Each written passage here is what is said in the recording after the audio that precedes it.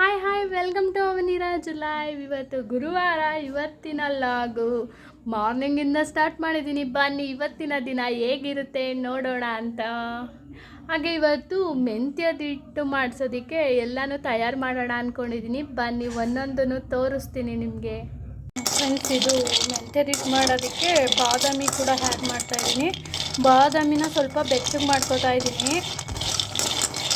ನೋಡಿ, ಸ್ವಲ್ಪ ಬೆಚ್ಚಗಾಗಲಿ, ಓಕೆನಾ. ನೆಕ್ಸ್ಟ್ ಬಂದು ನೋಡಿ, ಇಲ್ಲಿ ಆಲ್ರೆಡಿ ಬೆಳೆಸಿಟ್ಟಿದ್ದೀನಿ. ಕರಿ ಉದ್ದಿನ ಕಾಳು ಈ ಥರ ಇರುತ್ತೆ ನೋಡಿ, ಮನೇಲಿ ಬೆಳೆದಿರೋದು ಇದು. ಕರಿ ಉದ್ದಿನ ಕಾಳನ್ನ ಆ್ಯಡ್ ಮಾಡಿದ್ದೀನಿ.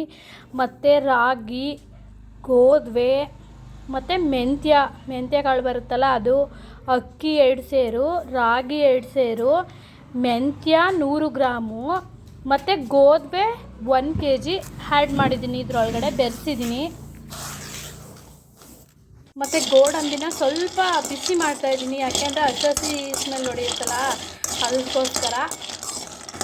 ಹೀಗೆ ಬಿಸಿ ಮಾಡ್ಕೊಳ್ಳೋಣ ಹಸಿ. ಇಷ್ಟು ಆಯಿತು, ಸಾಕು ಇವಾಗ. ಹಾಗೆ ಇದರೊಳಗಡೆ ಆ್ಯಡ್ ಮಾಡ್ತಾಯಿದ್ದೀನಿ. ಆರಲಿ, ಸ್ವಲ್ಪ ಆರಾದಮೇಲೆ ಬೆರೆಸೋಣ. ಹಾಗೆ ಇದು ಮಖಾನ ಅಂತ ತವರೆ ಹೂವಿನ ಬಿತ್ತ. ಇದು ಮಕ್ಕಳಿಗೆ ಕೊಡೋದ್ರಿಂದ ಜಾಸ್ತಿ ಪ್ರೋಟೀನ್ ಅಂಶ ಸಿಗುತ್ತೆ ನೋಡಿ. ಈ ಥರ ಇರುತ್ತೆ. ಇಲ್ಲ ಇದನ್ನು ಸ್ವಲ್ಪ ಬಿಸಿ ಮಾಡ್ಕೊಳ್ಳೋಣ. ಇದು ಕೂಡ ನೋಡಿ, ಇದು ಕೂಡ ಸ್ವಲ್ಪ ಬಿಸಿಕೊಳ್ಳೋಣ.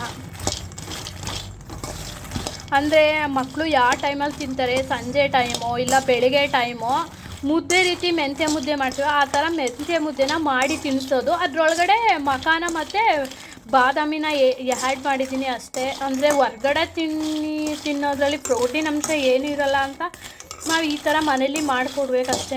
ಇದರಿಂದನಾರು ಶಕ್ತಿ ಬರಲಿ, ಪ್ರೋಟೀನ್ ಸಿಗಲಿ ಮಕ್ಕಳಿಗೆ ಅಂತ ನೋಡಿ. ಈ ಥರ ಸ್ವಲ್ಪ ಬಿಸಿ ಆಗಲಿ ಇದು.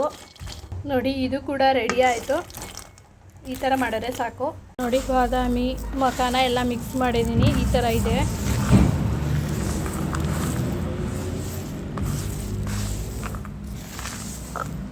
ಬೆಳಿಗ್ಗೆಯಿಂದ ತುಂಬ ಕೆಲಸ ಇತ್ತು ಅಂತ ರಾಯರ ಪೂಜೆ ಮಾಡಿರಲಿಲ್ಲ.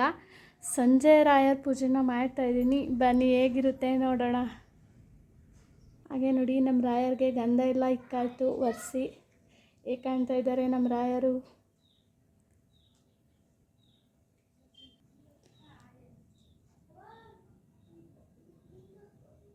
ಹಾಗೆ ರಾಯರ ಪೂಜೆನೂ ಕೂಡ ಆಯಿತು. ಹೀಗಿತ್ತು ನಮ್ಮನೆ ರಾಯರ ಪೂಜೆ.